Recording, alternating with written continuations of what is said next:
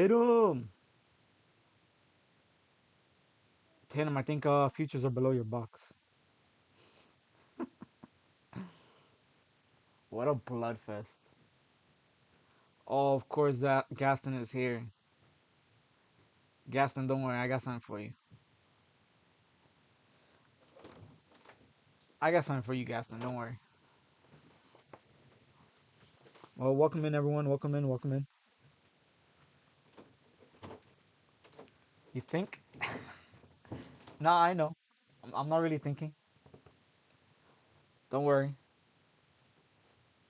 Well, Tatum, I can use you. Tatum, close your eyes for me and tell me that the market's not gonna look like it is today.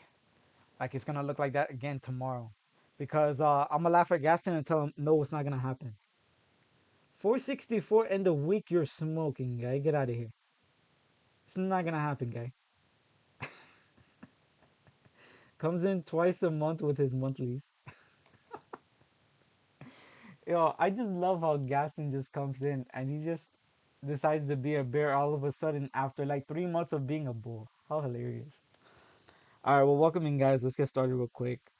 Looks like everyone has other activities going on, so we'll make it pretty brief, pretty quick.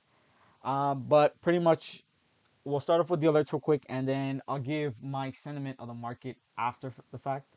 But starting out real quick, because we didn't have too many alerts today, but they actually fired pretty much on all cylinders. So I'll just run through them real quick, and then I'll talk about the market and stuff like that before I wrap up. But pretty much looks like our winner of the day was Google. I mean, personally, that was the winner of the day for me in terms of that was basically my best play of the day because I did scalp it. I didn't end up getting that move, but I was able to scalp Google today, and that pretty much is what held my account up because there were times where my hands were pretty much itching to buy the dip, and that didn't work out. But thanks to Google, that ended up playing out pretty well for me today. And that was the first one that I wanted to touch bases on because that was just pretty much a banger of the day, right? We had those unusuals that came out pretty early. They came out before the Fed minutes, and they hit that at 10:04. And then going for my indicator pretty much is that they did go out of the money. That was the first thing that I liked. I liked also the premium that they went with 178K in premium, and then also same week expiration. So those three things right there literally convinced me about taking that trade right there because if you hear me every night, it's usually my criteria that I particularly like on each alert.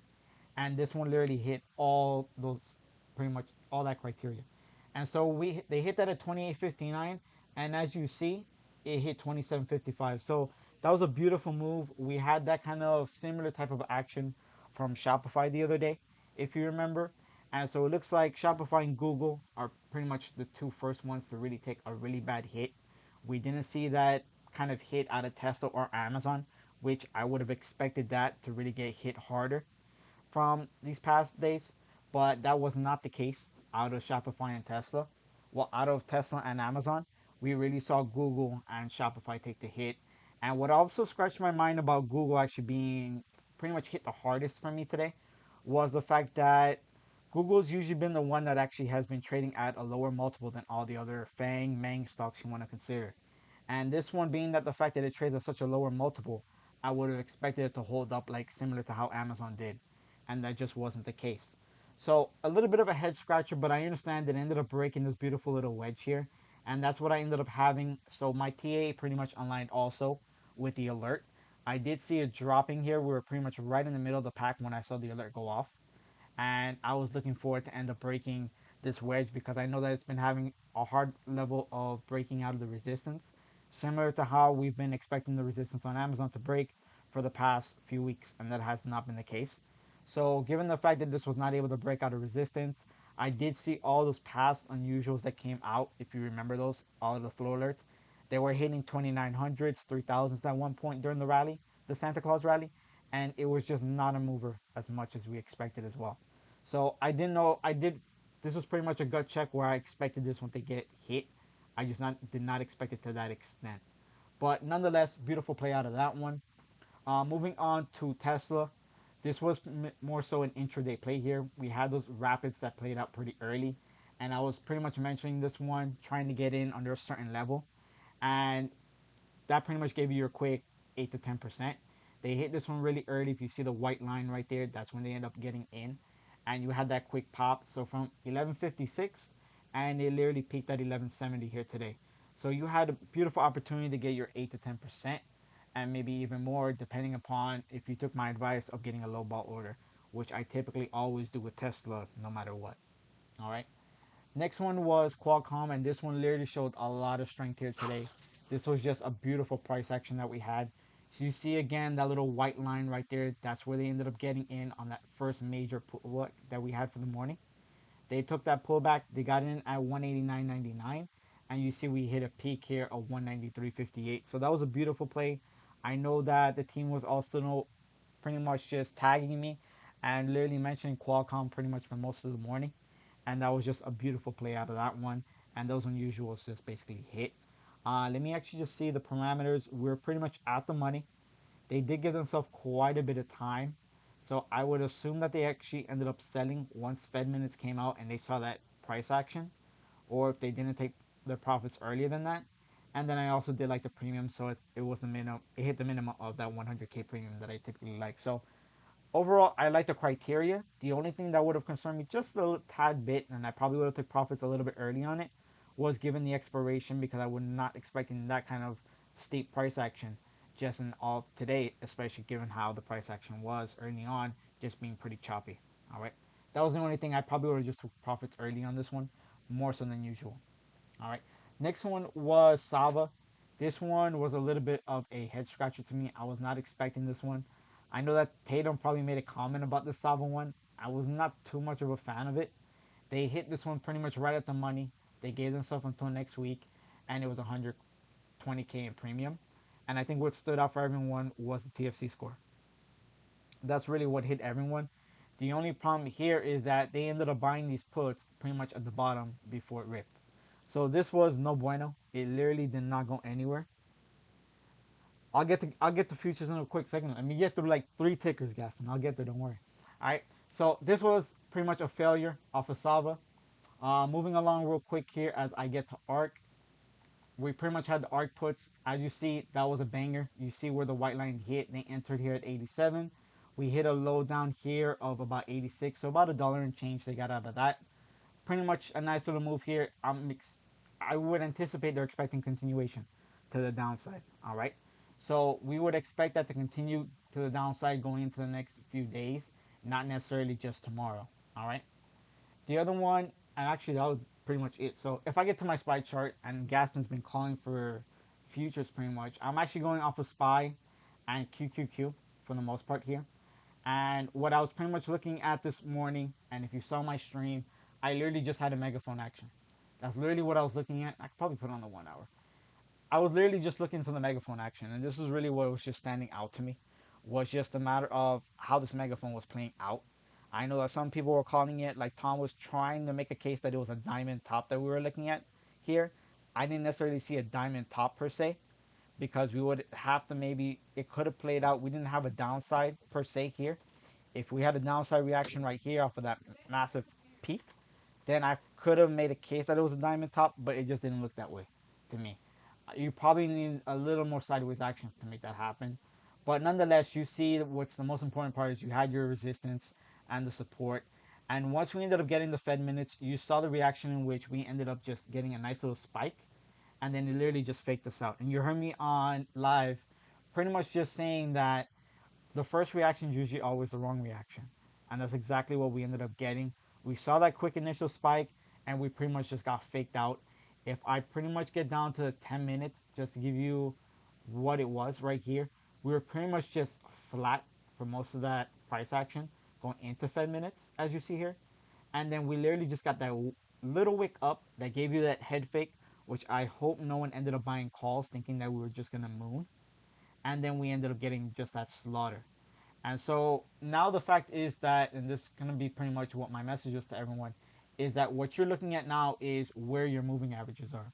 And that's going to dictate more so or less where your support levels are, where maybe your reversal points are going to be.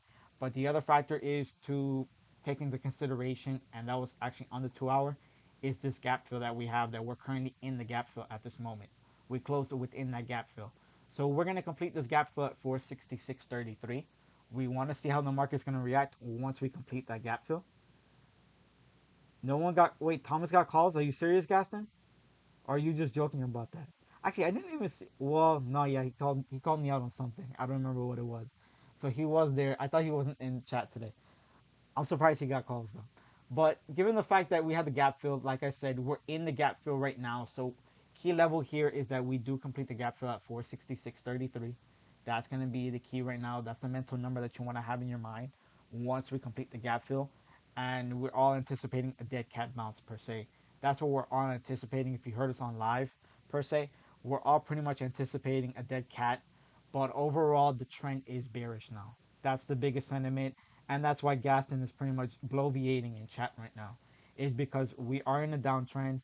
This is what you would consider a bear market per se, that we're pretty much entering, and that's what you want to be cautious about. So, like I was saying about the moving averages, if you pull out to the daily here on SPY, and if I pull out just basically a 50-day moving average and a 100-day moving average, you can see once you complete this gap fill, you're going to have a date pretty much with reaching that 50-day moving average, in which you're going to hit, again, next key level here will be 465.86. That's the level that you want to keep an eye on as you approach that 50-day moving average. And we want to see if that's going to be the level in which the first key level that we're going to end up holding and have maybe a temporary bounce. I'm not going to say we're going to pretty much just moon from that current level of the 50-day moving average. But again, that's a key level in which you want to look for support for maybe an intermittent pretty much bounce. As we're looking for a dead cat bounce on the completion of this gap fill, we're going to look to see if we end up bouncing once we hit that 50-day moving average. All right. Now, if we lose the 50-day moving average, then we're looking at 454.77 going down to the 100-day moving average. And that's when Gaston is really going to start screaming in chat between my YouTube live chat and also in Discord, because then he's really gonna be happy once we get to 454, and that's gonna be insanely crazy because I'm gonna have to mute him. All right, so that's what we'll be looking for. Those are the key levels. Again, you're looking for the gap fill. If I just pretty much you're looking for the gap fill to complete 466.33. Then off the daily, looking at your moving averages, next key level you're watching is 465.86 to breach the 50-day moving average off of SPY. All right. And then the other one is looking at the Qs, which I wasn't looking at Qs too much as I was looking at Nasdaq. But what it looks like right now is that we're approaching the 100-day moving average. And believe it or not, I actually expect Nasdaq to really breach that 100-day moving average. I wouldn't be surprised if we get there tomorrow. That's really the sentiment, because if you think about the rotation right now, we didn't necessarily see too much of the rotation today as I anticipated. What we're really looking at right now going forward is looking at value stocks, and we're looking at Dow stocks. That's really what we're pretty much keying in on for the upside. And so even if the market consider pretty much gets some kind of alleviation, we get some kind of bounce going in the next few days, I'm pretty much expecting tech to really continue to weigh down the market. All right, we saw a little bit of that divergence between the Dow and Nasdaq yesterday. I wouldn't be surprised to see that get a little bit of continuation. So right now on individual stocks, and this is where I would tell you to pretty much go out and do your own homework. Maybe be tonight, maybe be later on in the week. Is look at the big tech names. Look at your moving averages on the daily, whether it be the Facebooks of the world, the Netflix. Look at your larger moving averages from the whether it be the 50-day moving average to the 200-day moving average. Look to find out where your support levels are as the Qs pretty much start to make their decline. That's what you really want to look for, especially those of you that want to get in long-term positions. That's what you want to key in on, is start looking at those moving averages to see at what point we end up finding support and what moving average may end up being that key reversal spot. All right. So that will be what I would tell you to go look at. Look at the daily, look at the moving averages between the 50 to 200-day moving average. And that'll be where you want to start setting your alerts. Maybe Facebook goes down to the 200-day moving average, which I believe it already breached. I'm just saying an example. That'll be maybe a key spot where you want to set an alert, and that maybe would have been your reversal spot, hypothetically. All right. So that's what I would say. But Qs overall, I would expect to reach that 100-day moving average, which will put us at 358 here pretty soon. And that's what we pretty much want to keep an eye on in the next coming days to reach that spot. All right. But I do expect a dead cat bounce tomorrow. I'm pretty sure Gaston also expects that dead cat despite the fact that he's literally just a dead bear right now. That's what we really want to look for is that dead cat, and we want to see if the selling pressure continues upon having that dead cat by tomorrow morning. All right, that's what I will leave you with. Just get lead puts on everything. Thank me in the summer. Are you serious, guy? You'll be the same one that said get calls on Amazon during the Santo rally, and guess what? That died too. That's hilarious, ain't it? I'm just messing with Gaston. The good sign is that futures are not limited down. That's a good sign. We're not red at all. Once we start to get deeper in the red on futures, then that's literally going to give me maybe a cause to concern about the fear in the market. Yes, 473 and then 464 in the week. Wait, what is SPY sitting at? You said 473? I can see it. I can see 473 and 464. I'm not against that. Gas and go to your corner. Well, if he would have said that we're going straight down to 464 without a bounce, then I would have said that he's completely crazy. All right. Although I do think he is crazy regardless. But again, hopefully you guys pretty much took away the key levels that I was saying for SPY, for the Qs. You know, pretty much indicating about your moving averages. That's really what you want to start focusing on. We had such a rally last year. I think everyone kind of got a little bit blindsided this the start of this year. Tesla puts paid hard.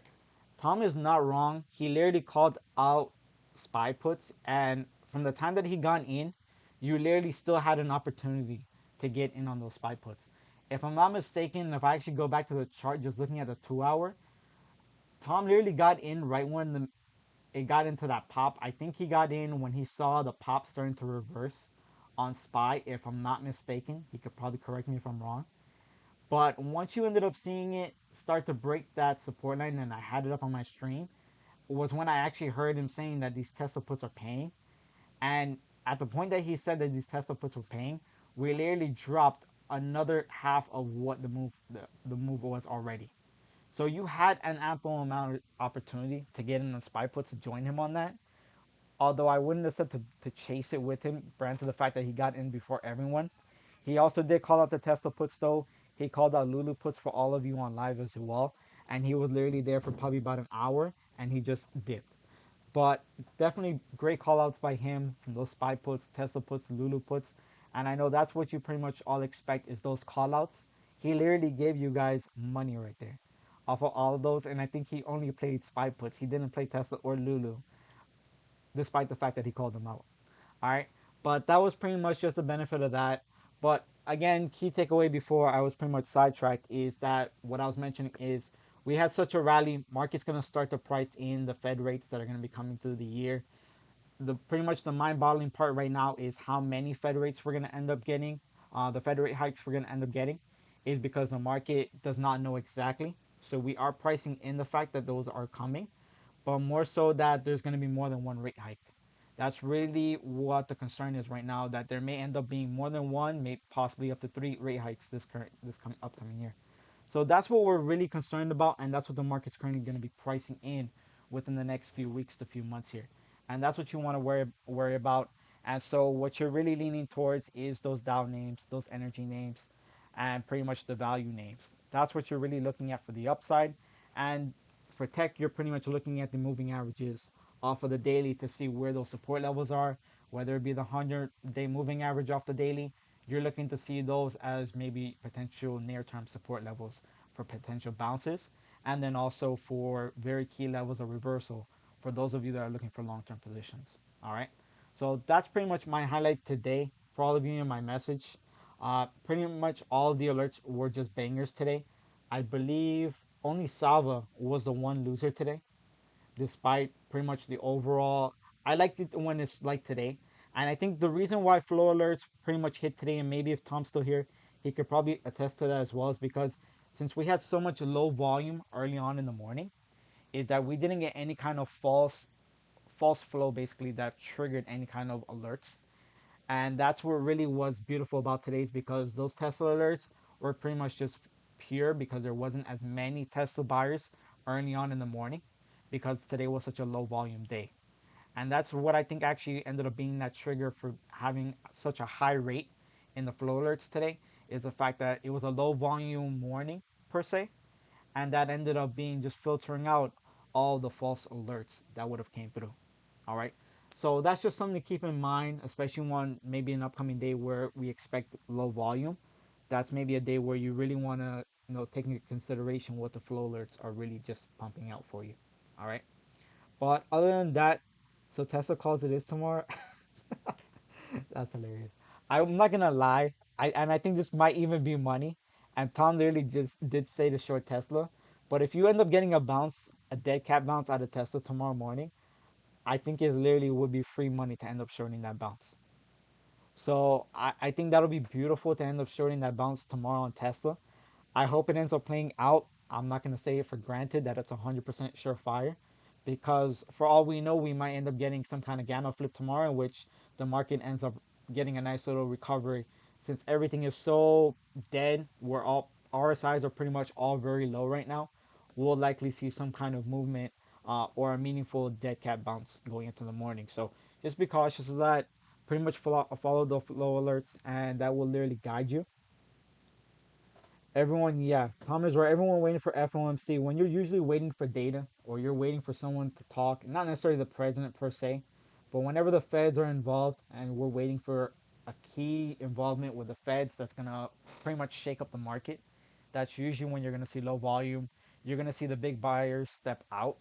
And that's really what ended up being a key level for the flow alerts, in my opinion, that made it such a high success rate today, being that we only had one failure, which was Saba. That was just a beautiful one today. You literally could have picked any alert today other than Saba, and that would literally printed for you.